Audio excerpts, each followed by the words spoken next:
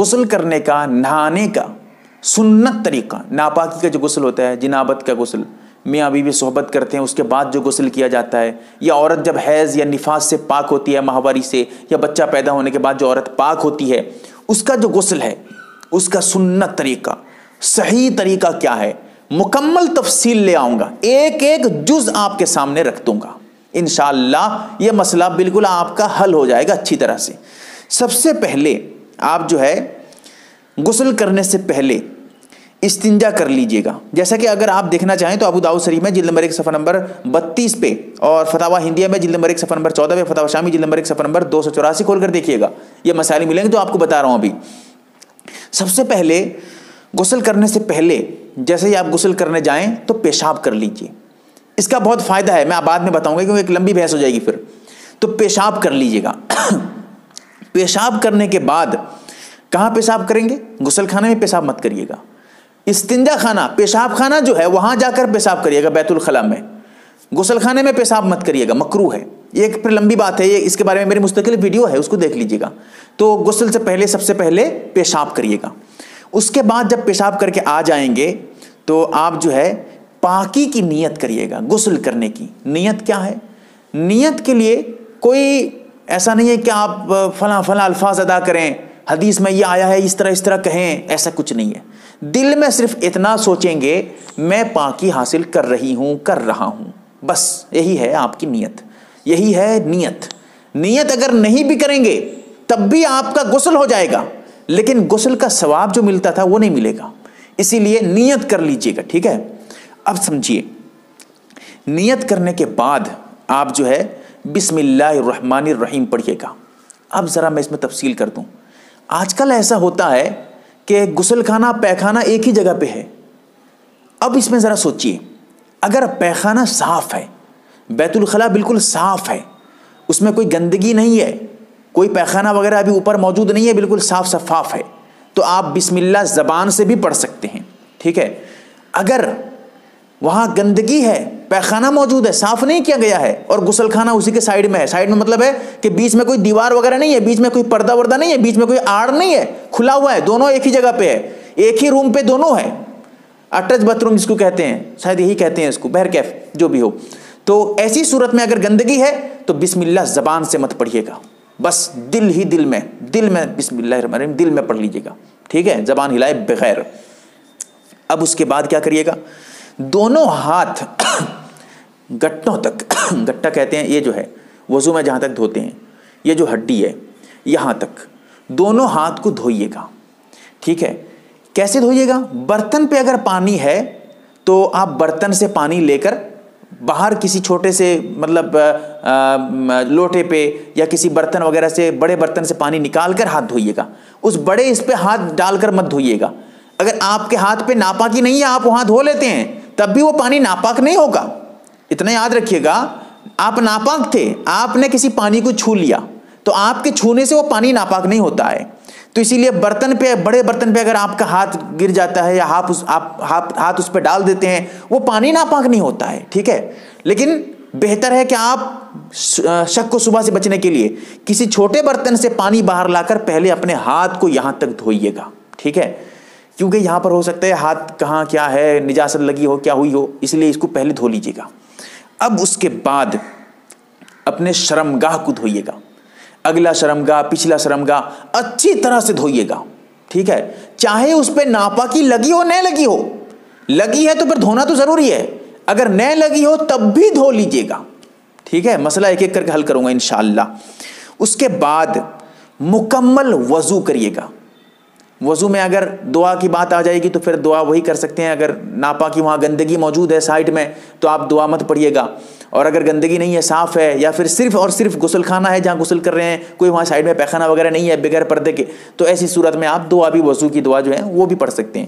غسل کے لیے الگ سے کوئی دعا نہیں ہے، غسل کے لیے فلاں فلاں دعا، یا غسل سے پہلے پانی کو کچھ پڑھ کے دم کر کے پانی پہ ڈالنا، یا کلمہ پڑھنا، یہ سب کچھ نہیں ہے، سب غلط باتیں ہیں بھائی۔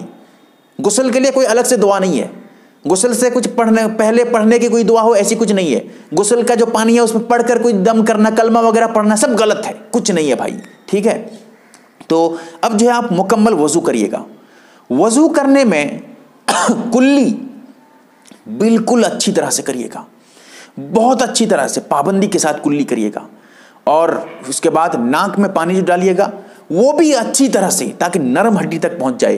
کلی میں اگر ہو سکے تو گرگرا، جو پانی لے کر گرگرا کرتے ہیں، غرارہ بھی کہا جاتا ہے اس کو، یہ بھی کریے گا. ٹھیک ہے، یہ ضروری نہیں ہے لیکن کر لینا چاہیے. تو یہ دونوں جو ہے میں آگے بتاؤں گا کیا فائدہ ہے اس کا. رہا وضو مکمل کریے گا، پیر دھونے کی بات ہے، اس میں ذرا تفصیل ہے. وہ کیا ہے؟ اگر جہاں آپ غسل کر رہے ہیں وہاں پانی جمع ہو رہا ہے تو اب پیر دھونے کی ضرورت نہیں ہے، پیر بعد میں دھوئیے گا. مکمل غسل کرنے کے بعد جب باہر نکلیں گے تو پیر دھو کر نکلیں گے.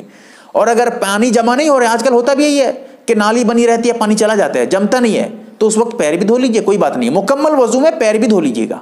اور کب دھوئے گا نہیں دھوئے گا میں بتا چکا ہوں آپ کو. ٹھیک ہے، تو اب جو ہے اس کے بعد آپ پھر داہنے کندھے پہ 3 مرتبہ پانی لے کر کسی برتن وغیرہ سے آپ ڈالیے گا.